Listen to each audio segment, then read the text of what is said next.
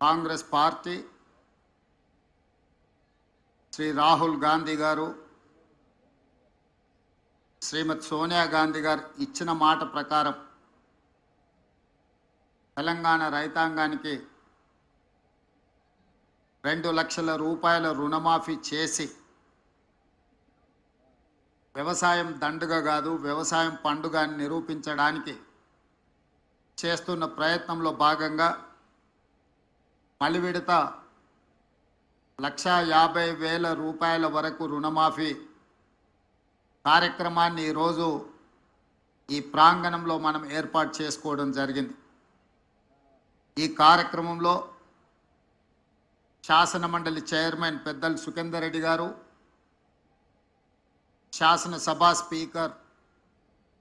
శ్రీ గడ్డం ప్రసాద్ కుమార్ గారు, ఉప ముఖ్యమంత్రి వర్యులు బట్టి విక్రమార్క గారు, వ్యవసాయ శాఖ మంత్రివర్యులు తుమ్మల నాగేశ్వరరావు గారు, సహచర మంత్రివర్గ సభ్యులు, శాసనమండలి సభ్యులు, శాసనసభ్యులు, ప్రభుత్వ ప్రత్యేక సలహాదారు పెద్దలు కేశవరావు గారు, మీడియా మిత్రులు, వివిధ నియోజకవర్గాల నుంచి ఇక్కడికి విచ్చేసిన రైతాంగానికి అందరికీ కూడా మనస్ఫూర్తిగా ధన్యవాదాలు తెలియజేస్తున్నా.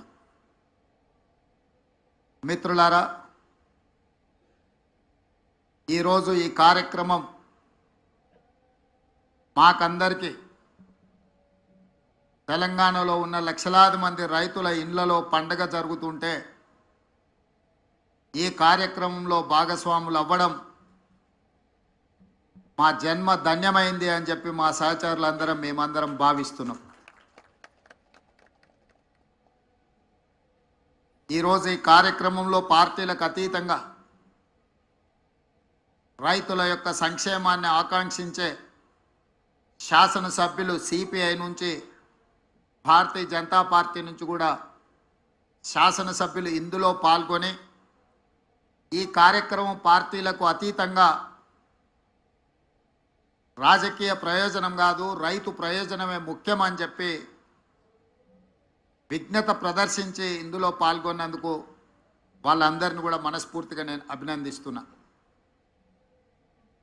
ఈరోజు దేశంలో కార్పొరేట్ కంపెనీల యజమానులు వేలాది లక్షలాది కోట్ల రూపాయలు బ్యాంకుల ద్వారా అప్పులు పొంది వ్యాపారాలలో నష్టం వచ్చిందని చెప్పి లేదా తప్పుడు లెక్కలు చూపించి లక్షలాది కోట్ల రూపాయలు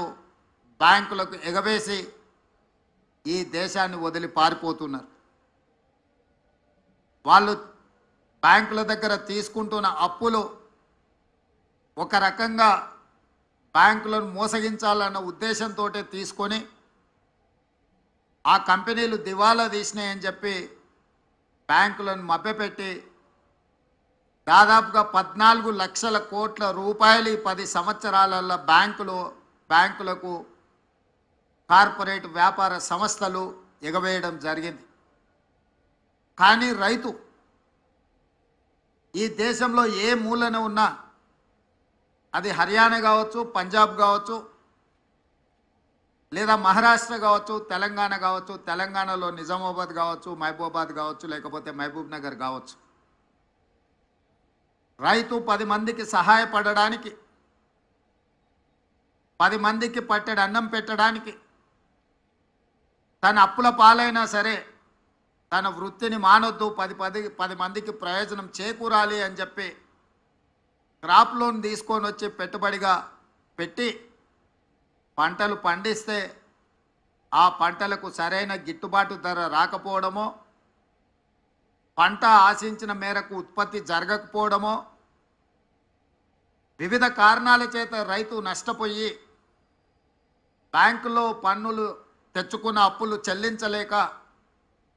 బ్యాంకుల్లో తెచ్చుకోలేని వాళ్ళు ప్రైవేటు వ్యక్తుల చేత అత్యధిక మిత్తితో తెచ్చుకొని వాళ్లకు చెల్లించలేక అప్పులవాడు ఇంటి ముందుకు వస్తే కుటుంబ సభ్యుల ముందు, భార్య బిడ్డల ముందు ఆత్మగౌరవం దెబ్బతిని ఏ సొంత పొలంలో సిరులు బండాలి అని ఆలోచన చేసినరో అదే సొంత పొలంలో పురుగుల మందు తాగి ఆత్మహత్యలు జరుగుతున్న విషాదకరమైన సంఘటనలు ఎన్నో మనం చూస్తున్నాం. అందుకే మే 6, 2022 నాడు వరంగల్ ఆర్ట్స్ కాలేజ్ మైదానంలో మా నాయకుడు రాహుల్ గాంధీ గారి సమక్షంలో వరంగల్ రైతు డిక్లరేషన్ పేరు మీద ఏ రైతు కుటుంబంలో విషాదం ఉండకూడదు, వ్యవసాయం చేసే ప్రతి రైతు ఆనందంలో ఉండాలి, ఆర్థిక సంక్షోభంలో కూరుకుపోకూడదు, వాళ్ళను ఆదుకోవాలన్న లక్ష్యంతో 2 లక్షల రూపాయల రైతు రుణమాఫీ చేస్తామని ఆనాడు ఓరుగల్లు గడ్డ మీద నుంచే లక్షలాది తెలంగాణ రైతాంగానికి మాట ఇవ్వడం జరిగింది. రైతు డిక్లరేషన్లో మేము మాట్లాడిన అంశాలను చాలామంది టీవీల ముందు, పేపర్ల ముందు అవహేళన చేస్తూ ఈ దేశంలో ఎవరూ చేయలేదు, తెలంగాణ రాష్ట్రంలో గత ప్రభుత్వం 2014లో 1,00,000 రూపాయల రుణమాఫీ చేస్తా అని